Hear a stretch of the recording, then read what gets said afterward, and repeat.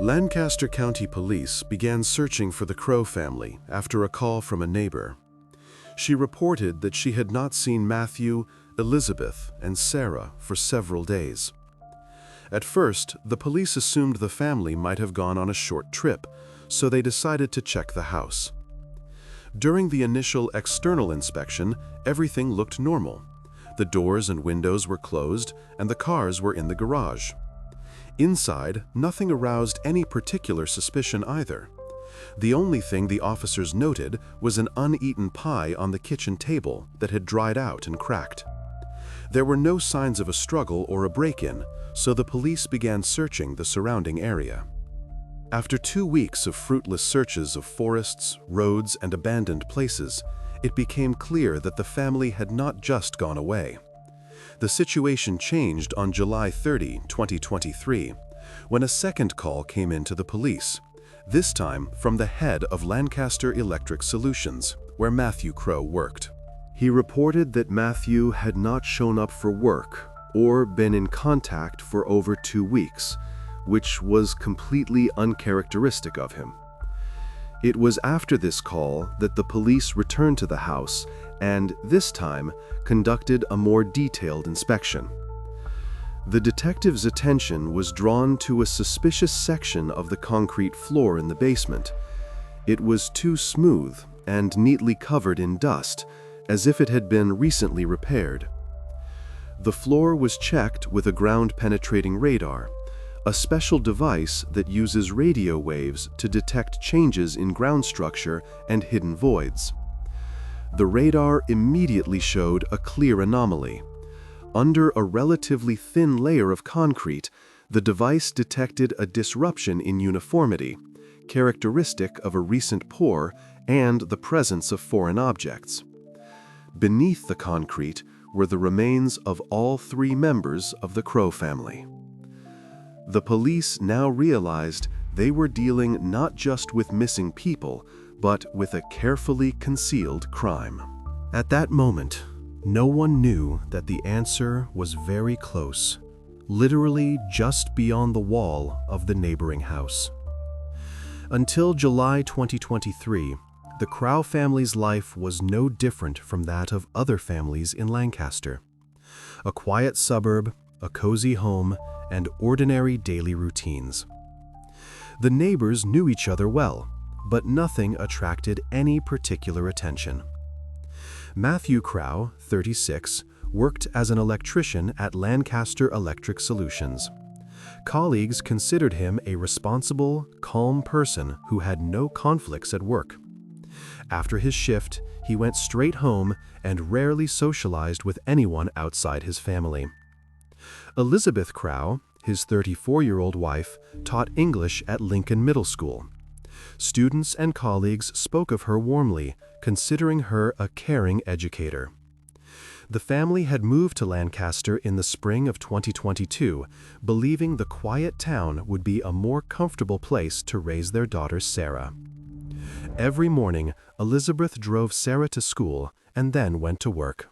The family usually spent their evenings at home, without any special events or guests. However, towards May 2023, small but strange incidents began to occur in the house.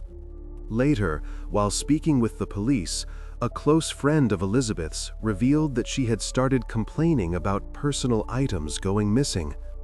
First, an earring from her favorite pair disappeared. Then, Elizabeth couldn't find the lipstick she used every day.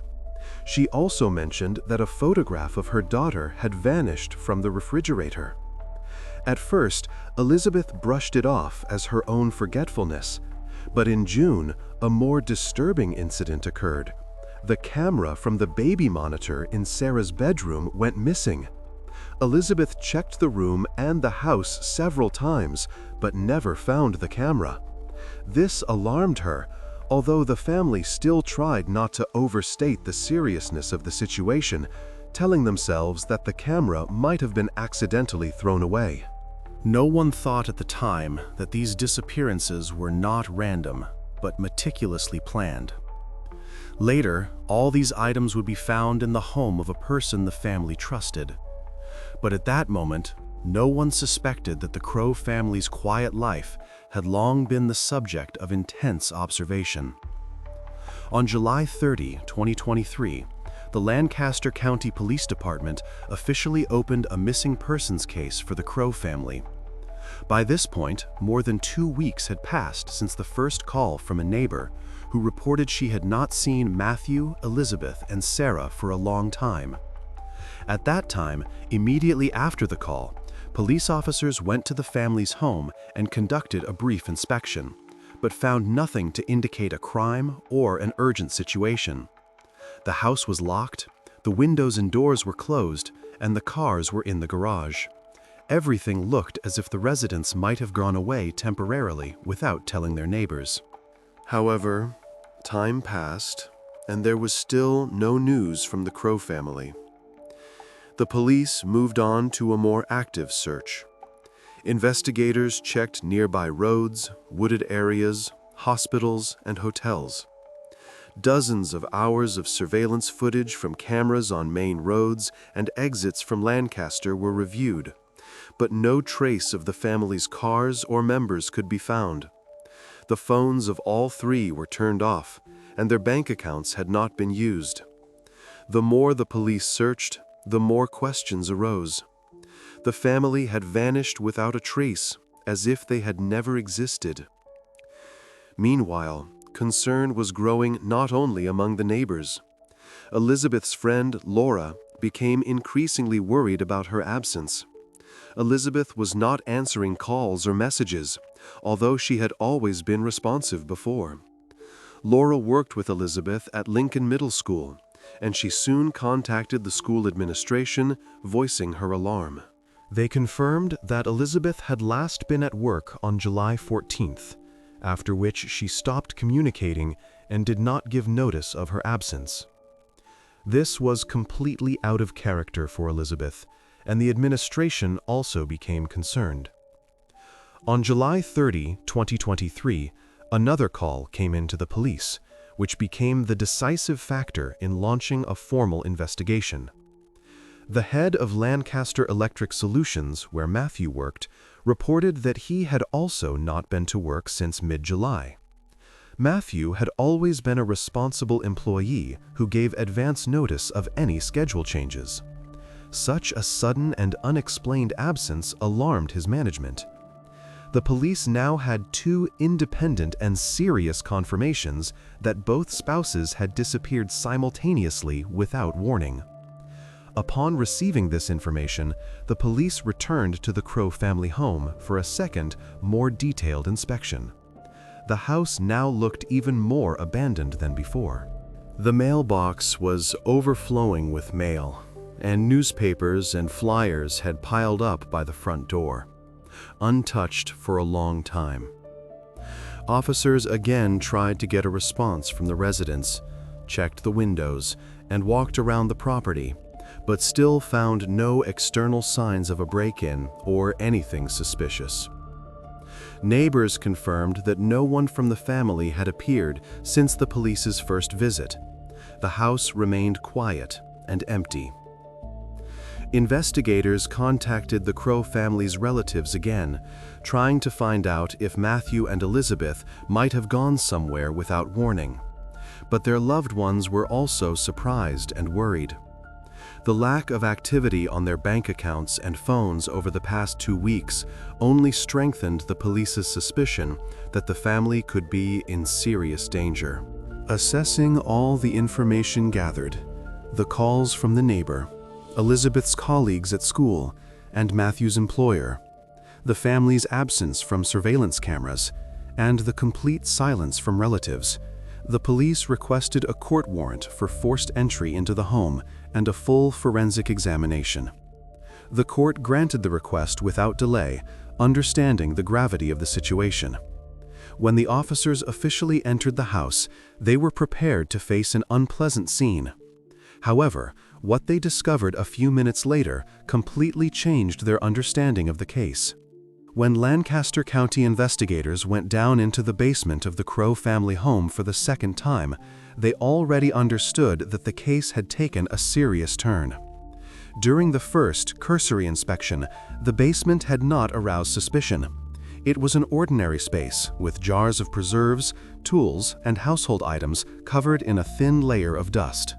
Nothing unusual was visible on the concrete floor. No signs of repairs, damage, or disarray. Before inspecting the basement, the investigative team had thoroughly checked the upper rooms of the house. The rooms on the first and second floors looked untouched. The bedrooms were tidy, personal belongings were in place, and there were no signs of a struggle or forced entry. Only after the detectives were sure that there was nothing unusual on the upper floors did they move down to the basement, deciding to examine it in more detail. However, in investigations like this, a deep forensic examination is always conducted. For this, CSI specialists were called in to identify details invisible to the naked eye. The crime scene officers began with a general check of the basement using ground-penetrating radar, specialized equipment for subsurface sounding, capable of detecting voids, changes in soil density, and foreign objects under various surfaces. Initially, the device showed a uniform structure of the concrete foundation throughout the basement area. But as soon as the forensic technician pointed the GPR at the far corner of the room, the device's screen instantly registered an unusual detail, a clearly defined anomaly in the floor structure. The radargram showed that a section of the floor in the corner of the basement had a completely different density and thickness compared to the rest of the area. Moreover, the GPR detected the presence of voids and irregularly shaped foreign objects under a relatively thin layer of concrete. There were no objective reasons for such a structure. These were not pipes, utility lines, or foundation supports. This discovery immediately became a key detail that captured the attention of all the investigators. After detecting the anomaly on the GPR, the forensic team began to carefully examine the suspicious area visually. And now, knowing about this structural difference, they saw what had not been noticeable before. The surface of the concrete in the corner looked artificially aged. It was evident that someone had meticulously and professionally camouflaged a recent concrete pour using dust, dirt, and paint. Even to experienced investigators, it looked quite convincing, but not after the GPR readings. It now became obvious that something directly related to the Crow family's disappearance was hidden under this layer of artificially aged concrete. The team leader immediately ordered this section of the floor to be broken up. To follow procedure, additional forensic and medical examiner teams were called to the scene. Each stage of the work was documented with video and photos. After the very first attempts to break through the concrete layer, a specific smell emerged in the basement, making it clear to the investigators that their suspicions were justified. The work was temporarily halted. The room was sealed off, and additional measures were taken to conduct a full forensic investigation. At that moment, it became clear that the Crow house was no longer just the scene of a disappearance. The basement had become the center of the investigation, and breaking up the section of floor was its crucial stage. What was hidden behind the artificially aged concrete completely changed the nature and scale of the case. While the forensic team in the basement cautiously continued to break open the suspicious section of concrete, the investigative team began interviewing neighbors. This is standard practice, to find out what was happening around the house shortly before the family's disappearance. In such situations, small details and casual observations often become key. The neighbors unanimously spoke positively about the Crow family. No one recalled any conflicts involving them or any serious problems. Matthew and Elizabeth were described as welcoming, friendly people who easily got along with others. At first glance, nothing in their lives suggested a possible threat or conflict. One of the first people interviewed was Donald Hale, the neighbor from house number 114. Hale did not stand out among the other residents of the street. He was 43 years old, lived alone, and was calm and polite. Neighbors described him as reclusive but completely harmless, always ready to help with household matters. Compared to the others interviewed, he seemed like a perfectly ordinary and unremarkable witness. During his conversation with the police, Donald calmly stated that shortly before the family's disappearance, he had accidentally seen Matthew in a tense conversation with a work colleague. He hadn't heard the details of the conversation, but he noted that there was clearly some misunderstanding or conflict between the men. Hale was not quick to draw conclusions, and stressed that it only seemed to him that the conversation was about financial matters.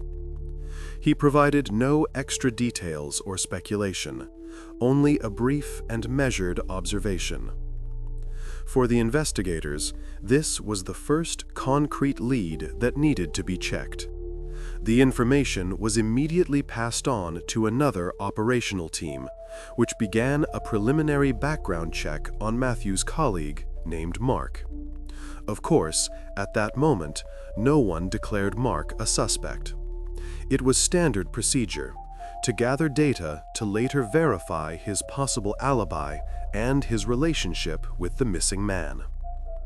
Meanwhile, the work in the basement was approaching a critical point. Breaking up the concrete required the full attention of the main forensic team. Until the work in the basement was completed and the experts had drawn their conclusions, the investigators could not take any radical steps. They continued to methodically interview other neighbors, piecing together a general picture of the Crow family's last days. Meanwhile, Donald Hale remained calmly near his house.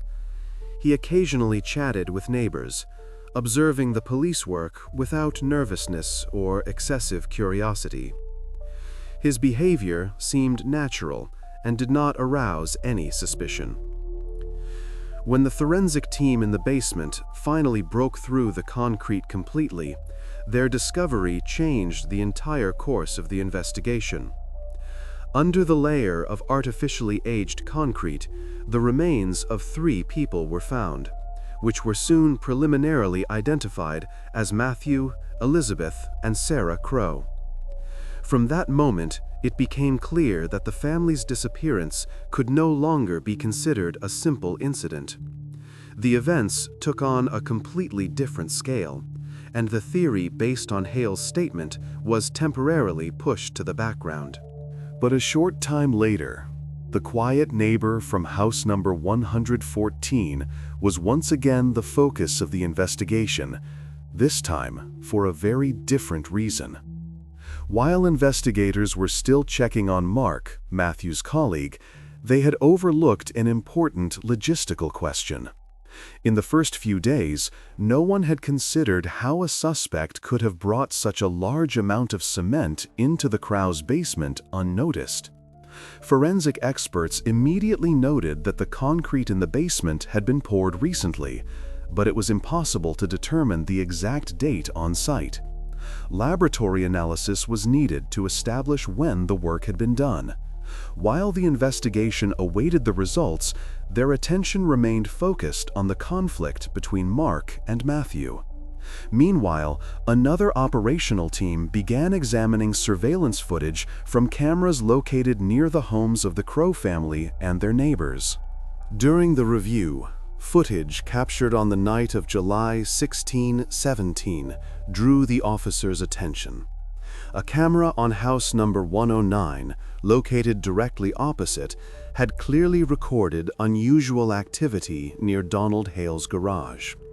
At 2:17 a.m., Hale's garage door opened. Donald himself appeared on the recording, slowly wheeling out a heavily loaded wheelbarrow. He headed toward the narrow alley between his house and the Crow's house, and a few minutes later, he returned with an empty wheelbarrow. He repeated these trips several times during the night, all done calmly and deliberately, without any signs of nervousness. However, In the first days of the investigation, this footage did not arouse any suspicion. Donald Hale had already given the police a simple and, at the time, convincing explanation.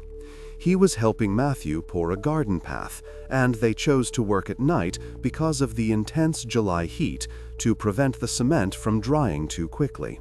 To support his story, Hale even pointed to a small, recently concreted path near the Crow's house.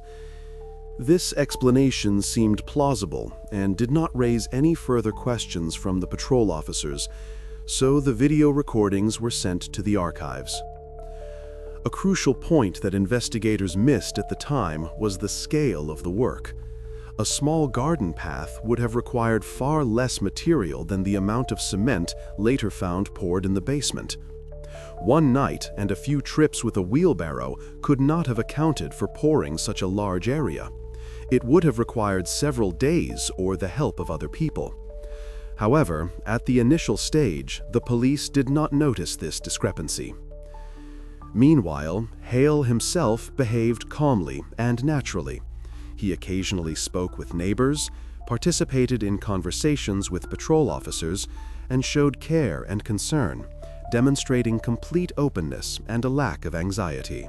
His behavior did not raise any questions from the investigators, as all their attention was still focused on the theory involving Mark.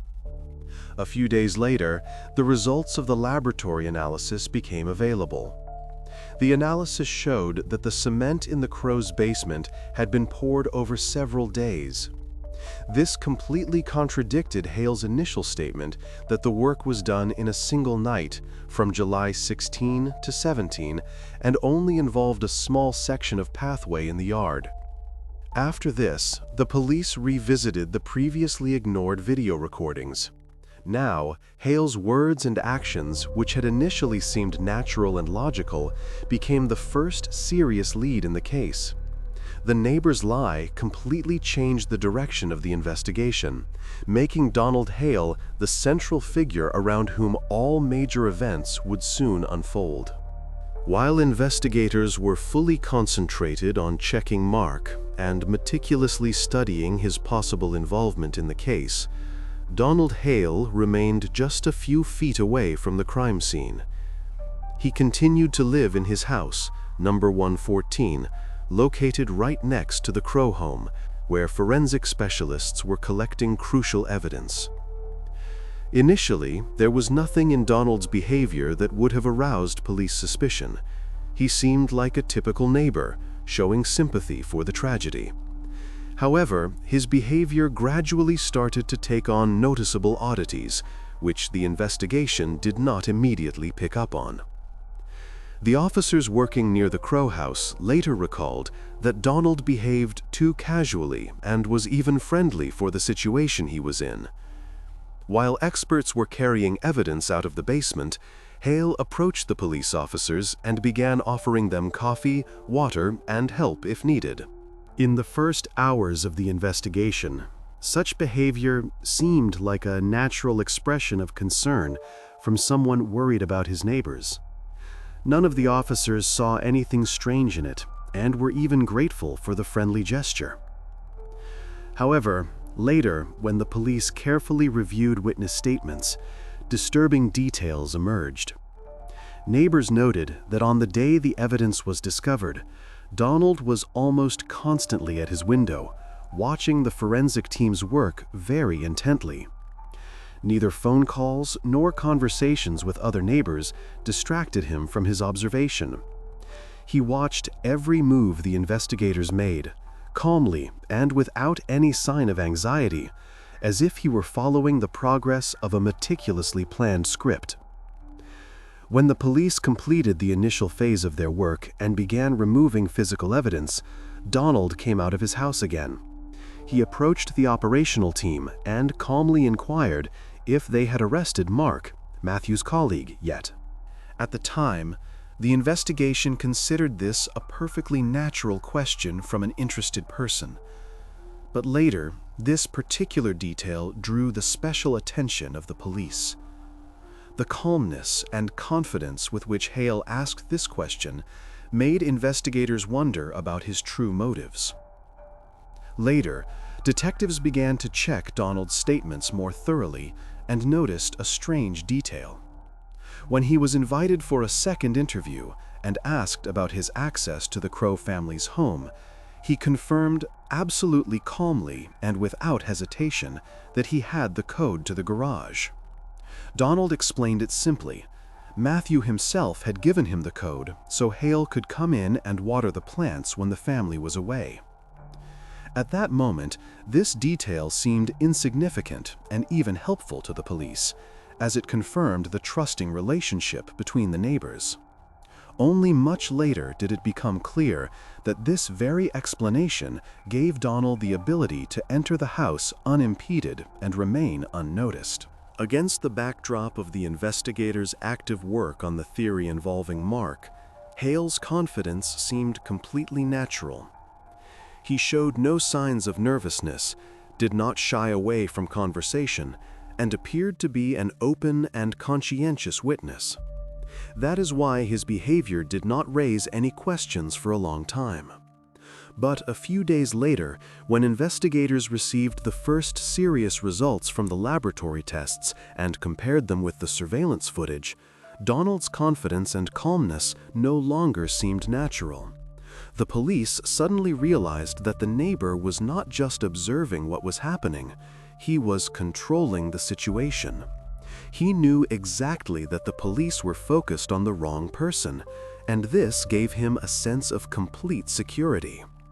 It was then that the investigation first seriously considered that Donald Hale was not just a polite and concerned neighbor, but someone who had been carefully and coolly watching the police follow a false trail all along. This detail completely changed the direction of the investigation and forced them to re-examine everything that had previously been considered obvious. The lab report on Mark's mobile data completely changed the direction of the investigation. Until that point, the police had valid reasons to scrutinize Mark. He did indeed owe Matthew money, a fact Mark openly admitted during his first interrogation. At that time, he calmly explained that he had visited his colleague to discuss repaying the debt. There was no aggression between them, according to him. This was precisely why investigators took Donald Hale's words seriously. In his conversation with the police, Hale had very cautiously mentioned that shortly before the family's disappearance, he saw Mark and Matthew talking near the house. He didn't add extra details or try to dramatize it. The only thing he noted was that the conversation looked tense from a distance, possibly related to money. The police took this as a perfectly normal observation. The investigation had no reason to doubt Hale's sincerity. However, later, when the cell phone provider's report was received, the situation looked completely different. According to precise technical data, on the night of July 15th, 16th, Mark's phone was located about 100 kilometers from Lancaster, at his parents' house. The device regularly connected to cell towers, actively received calls and messages, and also connected to the home Wi-Fi. This information completely ruled out his physical presence at the Crow house during the period of their disappearance. The investigators understood that up to this point, they did not have an exact date and time for the crime. The family had simply stopped showing up for work and answering calls starting from that period. The technical data they received allowed them to completely clear Mark of suspicion. It became clear he could not have been involved in what happened to the family. Now, the investigation faced a new, much more difficult question. Why did Donald Hale point to Mark? Even considering the caution in his statement, the police had taken his words seriously and directed all their resources toward investigating one theory. The investigators decided to re-examine the details of their initial conversations with Hale. Reviewing the materials, detectives discovered an important detail. From his property, Donald physically could not have clearly seen or heard the conversation between Mark and Matthew, which took place in the backyard behind a high fence. Moreover, cameras on neighboring houses could not confirm his observation either, as their viewing angle did not allow them to see into the yard. But in the first interview, Donald spoke as if he had observed the meeting with considerable confidence, albeit cautiously. This made the investigators wonder if Hale could have seen or heard anything at all, or if he had made his assumption deliberately. Gradually, the picture began to clear up. It now became apparent that Donald's calmness and precision in his statements might not have been coincidental. The investigators began to perceive his behavior differently. Perhaps he had consciously and subtly pushed them to direct all their efforts toward Mark, without arousing any suspicion himself. After this discovery, investigators returned to studying Donald's own behavior on the day the police first entered the Crow House. His manner of speaking and his readiness to offer help, which initially seemed completely natural, were now perceived as a methodical and calm attempt to control the course of the investigation. From that moment on, the police began to see Donald Hale in a completely different light. The man who seemed like a simple and calm witness now looked like a skilled manipulator, expertly leading the police down the wrong path. The investigators decided to completely change their strategy and delve deeper into all available information about Donald. His past, his motives, and any small details of his behavior that previously seemed insignificant could now be the key to solving this entire story. After the investigation fully shifted its focus to Donald Hale, the police returned to old evidence that had not been given serious consideration before. One such piece of evidence was the recording from the surveillance camera on house number 109, made on the night of July 16, 17. Initially, the police had viewed this footage as a minor domestic detail, typical behavior of a neighbor busy with some household chores. But now, after his lie became obvious, the recordings took on a completely different meaning. The investigators decided to re-examine this video recording in maximum detail, literally frame by frame. The footage showed the garage door of house number 114 opening at exactly 2:17 a.m. Hale cautiously came outside, pushing a wheelbarrow that was clearly heavily loaded. This was evident from how slowly and heavily he moved. He was not in a hurry and seemed to be carefully controlling every movement. Donald crossed the street, entered the narrow alley between houses number 114 and 112, and then disappeared from the camera's view. A few minutes later, he returned with an empty wheelbarrow. After a short interval, he wheeled out another heavily loaded wheelbarrow and again disappeared into the alley. Over the course of an hour and a half, Donald Hale repeated this cycle 6 times, moving deliberately, without panic, as if performing a routine household task.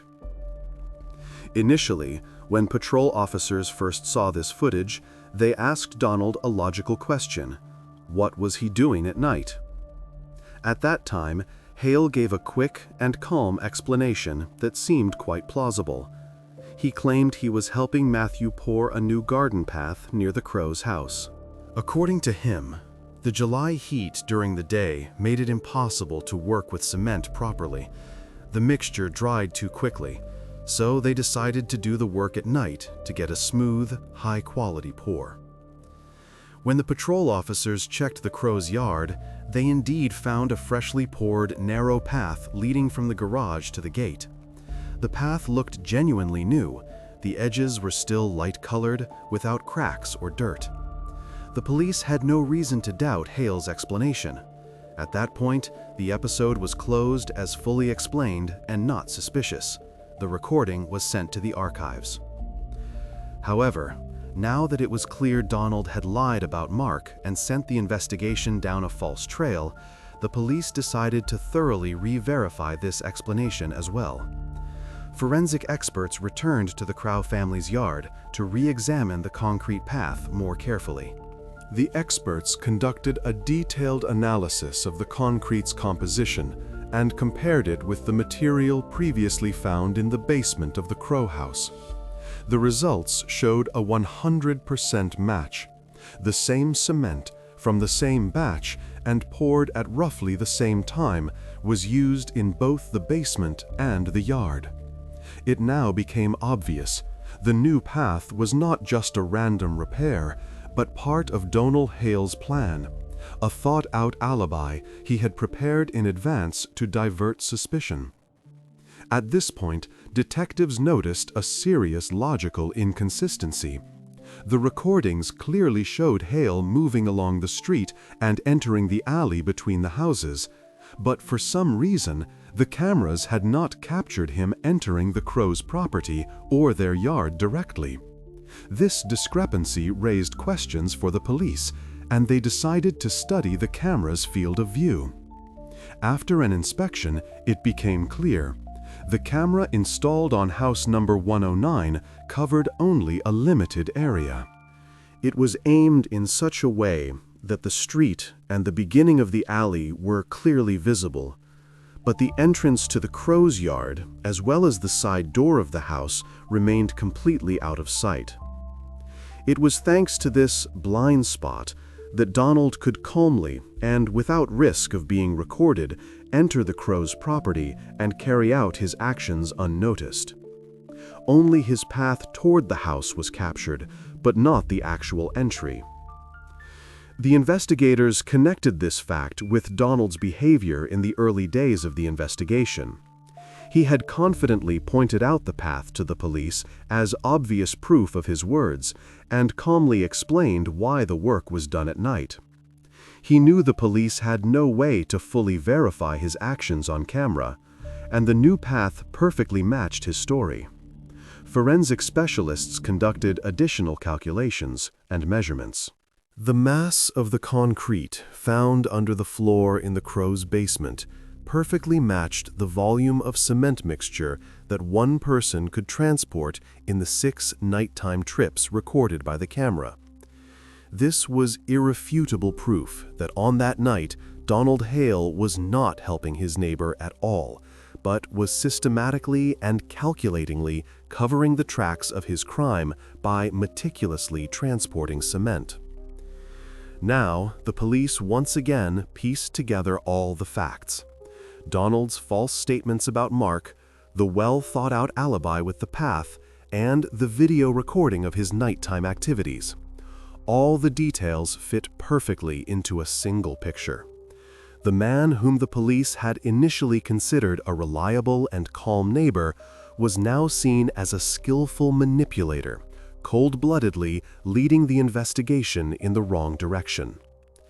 Having gathered all the evidence, the detectives obtained a court warrant to search house number 114 belonging to Donald Hale.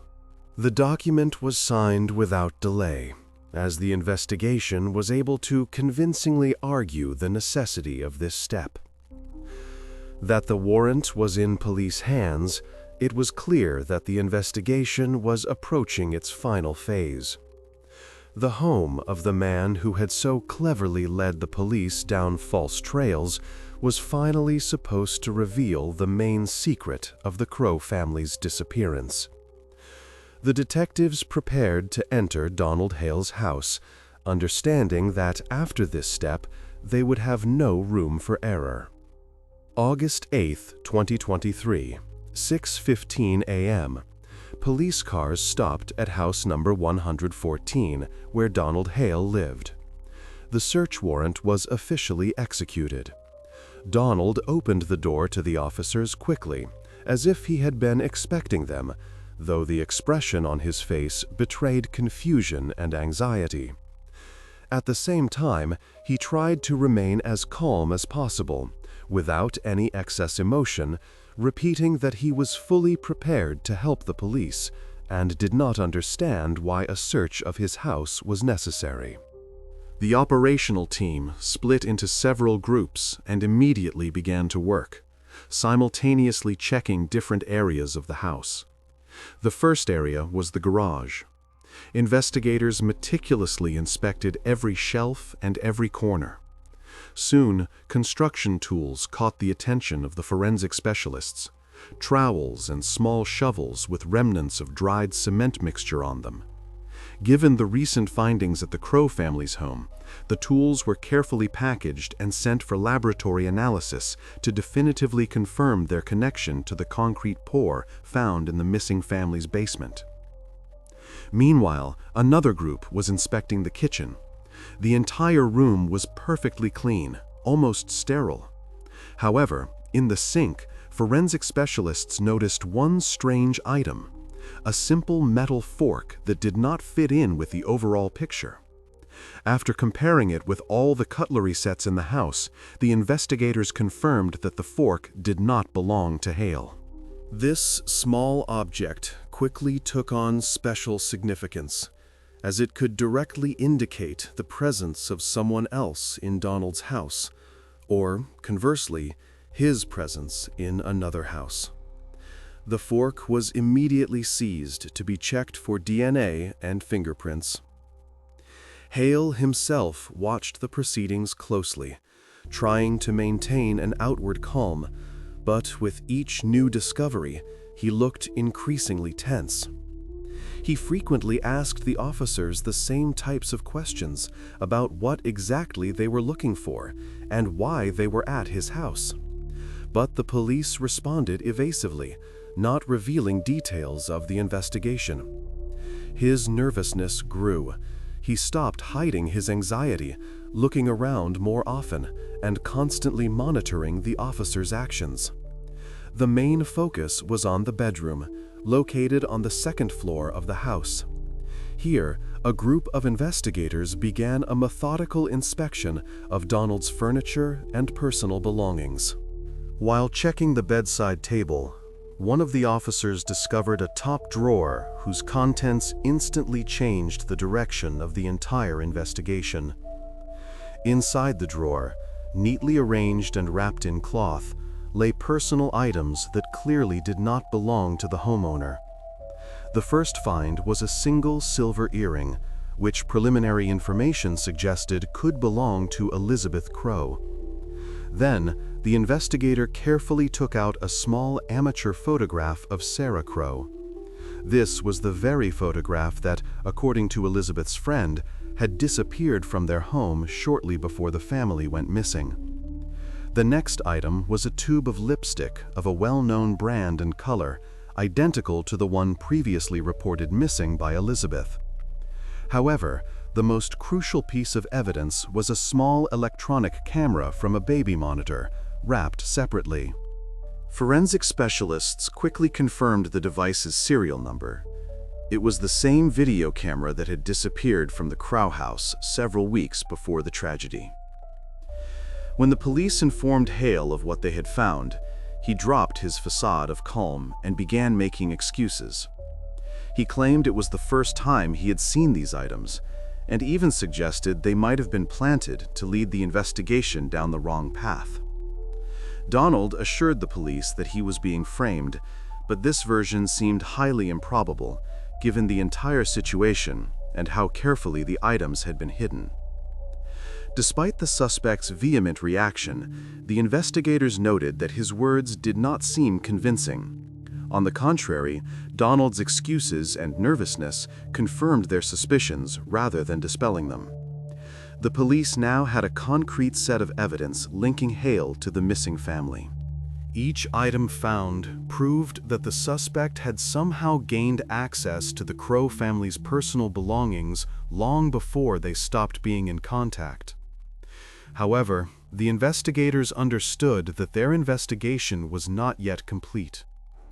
At that point, the bodies previously discovered under the concrete in the Crow family's basement had not been officially identified. The police could only assume to whom they belonged.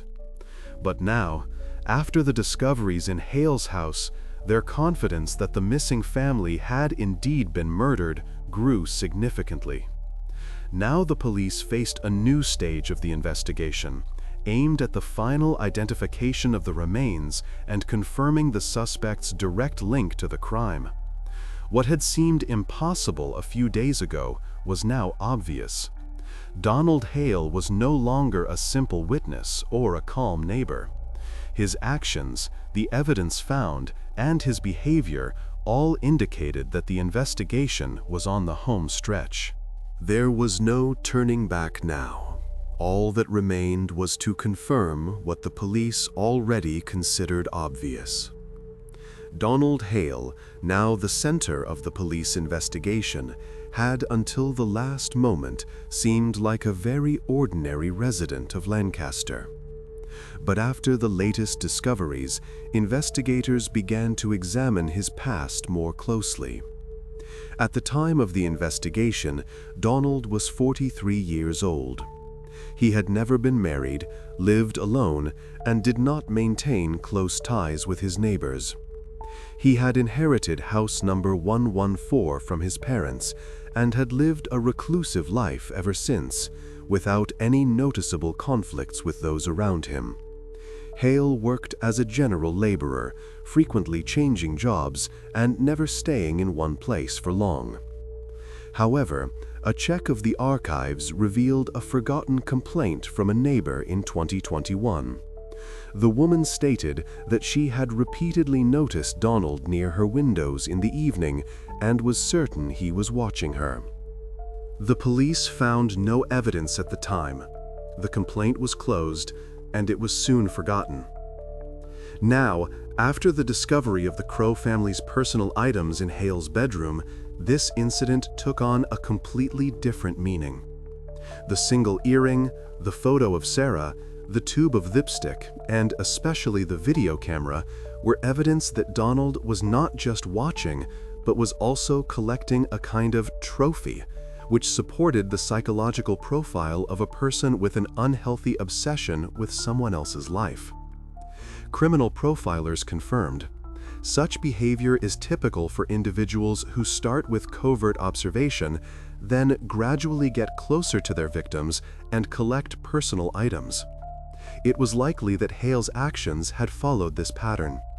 Thus, the 2-year-old incident no longer seemed random.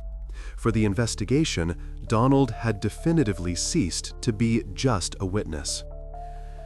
The police understood that the investigation had entered a new phase, and that they were dealing with a person who had methodically and consciously crossed boundaries. On August 9, 2023, at 2:30 p.m., Donald Hale was brought to the police station for a formal interrogation. The investigators had prepared the case materials in advance, including the key pieces of evidence that could definitively confirm his involvement. When the interrogation began, Donald appeared calm, though subdued. He sat opposite the detectives and stared silently ahead, avoiding direct eye contact. It was immediately clear from his demeanor that he had chosen to remain silent and had no intention to cooperate with the investigation. The first piece of evidence presented was the recording from the surveillance camera on house number 109. It clearly showed Hale repeatedly transporting a heavy construction mixture toward the Crow family's home. Forensic experts had confirmed that the material from his garage matched the concrete found in the neighboring house's basement. Donald said nothing, only watched the screen intently. Next, the detectives presented the mobile operator's report for the phone of Mark, Matthew's colleague. It confirmed that Mark was far from Lancaster on the night of the family's disappearance and could not have been involved in the events. Consequently, Hale's words about a conflict between the colleagues were proven to be a lie. Donald frowned slightly, but again said nothing. The investigators continued, presenting photographs of the personal items found in Hale's home. The images clearly showed the earring, Sarah's photograph, the tube of lipstick, and the video camera from the Crow family's house. The police emphasized that such items could not have accidentally ended up in his bedroom. Donald seemed to tense up internally, but once again did not react with a single word. The final piece of evidence was the fork found in the sink in the suspect's kitchen. The investigators explained that the fork did not belong to any of the cutlery sets in Hale's home. Foreign biological traces had already been preliminarily found on it and sent for detailed testing. This could confirm his connection to the Crow family's home. Hale looked slightly agitated, but again chose to remain silent. However, despite all the evidence presented, Donald Hale continued to tactfully avoid answering. He did not ask questions, did not try to make excuses, and did not react to the investigators' words. The detectives tried several approaches, from pressure to direct appeals for cooperation, but nothing worked. Hale remained completely indifferent to everything shown to him. The investigators understood that while each piece of evidence was important on its own, only their combination could guarantee an irrefutable case. The footage with the wheelbarrow, the lie about Mark, the family's personal items found in his home, and the biological traces on the fork together formed a powerful evidentiary base. It was the totality of this evidence that could finally break Hale's silence. The interrogation dragged on for several hours, but the police were unable to elicit a reaction or a confession from him. Now, the investigation could only wait for the final results of the forensic tests, which were expected to confirm and solidify the evidence already found. The investigators knew that only then would Donald Hale's silence lose all meaning. On the morning of August 12, 2023, the results of the DNA analysis arrived from the lab. The report was immediately handed to the lead detective in charge of the investigation. The office was quiet. The investigators waited in silence for the results to be announced. Everyone understood that this was the moment the Crow family case would find a clear direction. The focus was once again on the same fork that had been found in Donald Hale's house. Initially, no one had given it much thought, but now the forensic report changed the course of the investigation. First, the criminalists confirmed that food residue was found on the fork. These particles were a perfect match for the pie left in the missing family's home. There was now no doubt that the utensil belonged to the Crow family. The report went on to state that mixed biological traces were preserved on the fork's surface. The genetic profile of these traces was a complete match to Donald Hale's DNA. Furthermore, experts found clear fingerprints belonging to Matthew Crow on the handle. Thus, it was irrefutably proven that Hale had touched the fork from the missing neighbor's house after the family had last been heard from. The criminalists immediately clarified. It was impossible to determine the exact time the biological traces were left, but the very fact that a foreign fork was found in Hale's home unequivocally confirmed his presence in the family's house after their disappearance. This information became a turning point for the investigation. Immediately after receiving the report, detectives brought Hale in for another interrogation. When he was informed of the analysis results, his behavior did not change. Donald remained silent, not reacting in any way to the facts presented, not trying to object or explain anything. The investigators were already used to his silent tactic, and now it only seemed to confirm that he had nothing to say in his defense. The police now possessed an irrefutable set of evidence. The video recordings of the nighttime trips with the wheelbarrow, the tools with traces of cement, the family's personal items found in Hale's bedroom, and finally, the fork with his biological traces.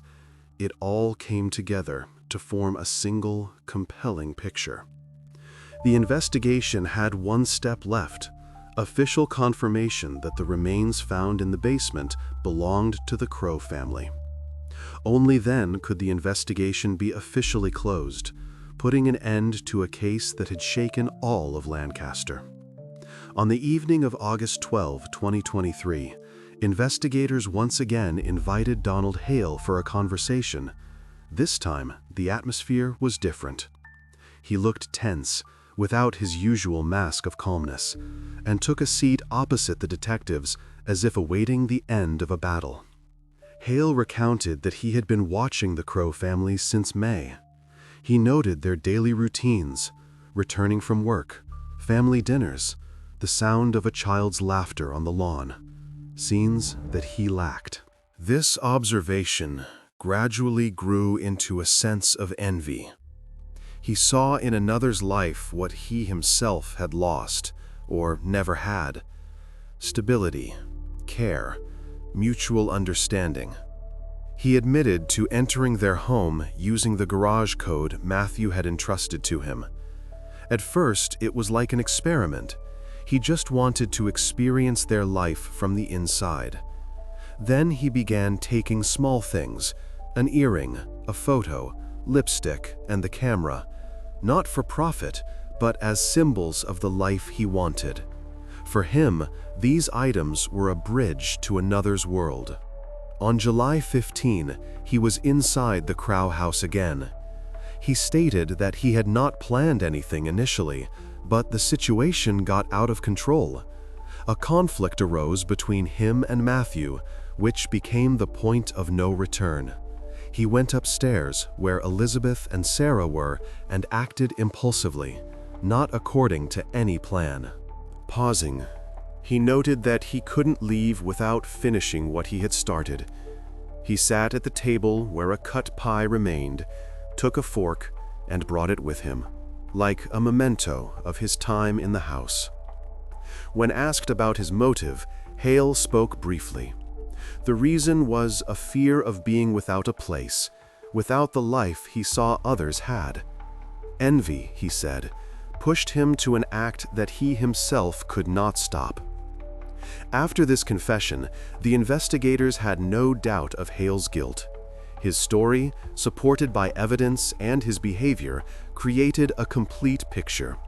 The police now faced the task of reconstructing the sequence of events on the night of July 15, step by step, to finally uncover how an ordinary neighbor became the central figure of a tragedy. On that day, July 15, 2023, the Crow family returned home around 7 in the evening. They spent a normal evening, expecting nothing unusual. But this time, Donald Hale, their neighbor, entered the house again around 10 p.m., using the garage code Matthew had previously given him. Donald had secretly entered his neighbor's home many times before, but this visit was driven by anxiety. A few days earlier, he learned that Elizabeth had noticed the baby monitor camera was missing, which he had previously stolen for no particular reason. Donald had taken it impulsively, more out of curiosity than any calculated plan. Now he was afraid that its disappearance would arouse the family's suspicion, and he decided to secretly put the camera back in the garage to make it seem as if the item had simply been lost among old tools.